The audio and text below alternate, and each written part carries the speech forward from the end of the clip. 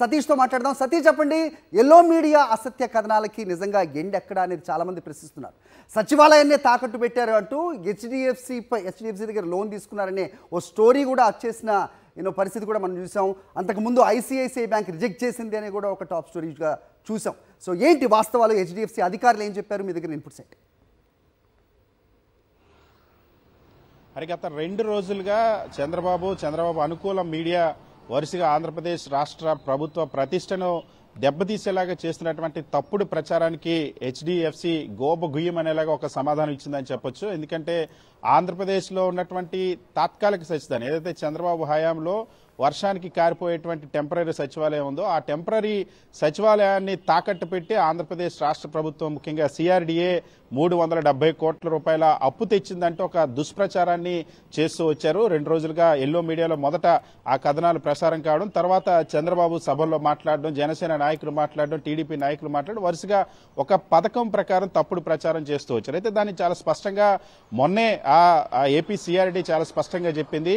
ఆంధ్రప్రదేశ్ సచివాలయంలో ఏదైతే తాత్కాలిక సచివాలయాలు ఉన్నటువంటి 5 బ్లాకులు ఉన్నాయి, ఈ 5 బ్లాకుల్ని తాకట్టు పెట్టి ఎటువంటి రుణం కూడా తీసుకున్నటువంటి దాఖలాలు లేవు. ఇది పూర్తిగా అవాస్తవం. దీనిపైన ప్రెస్ కౌన్సిల్ ఆఫ్ ఇండియా కూడా ఫిర్యాదు చేస్తాం, పత్రికలపైన కూడా ఖండించింది. దాంతోపాటుగా హెచ్డిఎఫ్సి బ్యాంక్ ఏదైతే ఆ పత్రికల్లో 370 కోట్ల రూపాయల రుణాన్ని హెచ్డిఎఫ్సి బ్యాంకుల ద్వారా తీసుకున్నామని చెప్తూ వచ్చారు. హెచ్డిఎఫ్సి బ్యాంకుకి సంబంధించినటువంటి జోనల్ హెడ్ నిన్న ఏపీ సిఆర్డీఏకి సంబంధించినటువంటి ఫైనాన్స్ డైరెక్టర్ శ్రీనివాస్ కి ఒక మెయిల్ పంపారు. చాలా స్పష్టంగా మేము ఏపీ సిఆర్డీఏకి సంబంధించినటువంటి ఏదైతే టెంపరీ సచివాలయం ఉందో ఆ టెంపరీ సచివాలయం పైన ఎటువంటి రుణాన్ని మంజూరు చేయలేదు, మాకు ఎవరు తాకట్టు పెట్టలేదు, ఇది పూర్తి అవాస్తవం అన్న అంశాన్ని చాలా స్పష్టంగా ఇన్ రిటర్న్ గా ఆ హెచ్డిఎఫ్సికి సంబంధించిన బ్యాంక్ అధికారులు కూడా వివరణ ఇచ్చారు. దీంతో గత 2 రోజులుగా చంద్రబాబు ఎల్లో మీడియా చేస్తున్నటువంటి తప్పుడు ప్రచారం పటాపంచలేని పరిస్థితి. చాలా వాస్తవానికి మనం చూస్తే ఇక్కడ చాలా క్లియర్ గా ఆ 2017-18లోనే ఆ ఏపీ సిఆర్డీకి సంబంధించినటువంటి భవనాలకు సంబంధించి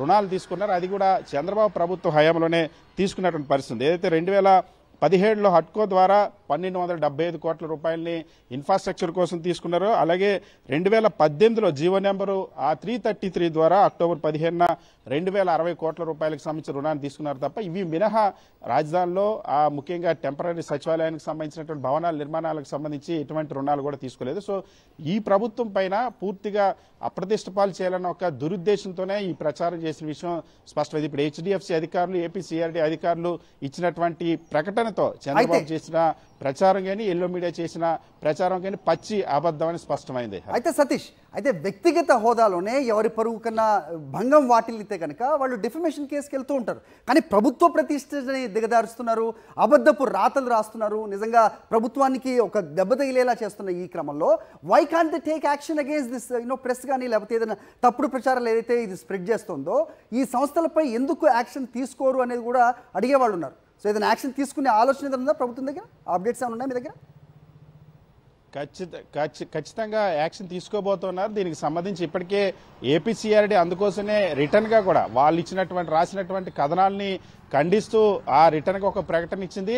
దానిపైన ఇప్పుడు ఆ డ్యామేజ్ కంట్రోల్ కానప్పుడు ఖచ్చితంగా లీగల్ యాక్షన్ కూడా సిద్ధమవుతుంది. వారం రోజుల్లోనే దీనికి సంబంధించినటువంటి చట్టపరమైన చర్యలకు సంబంధించి ఆ పత్రికలు కానీ వ్యాఖ్యలు చేసినటువంటి నాయకులకు సంబంధించి ఆ చట్టపరమైనటువంటి చర్యల కోసం లీగల్ నోటీసులు కూడా ఇవ్వడానికి సిద్ధమవుతున్న పరిస్థితి.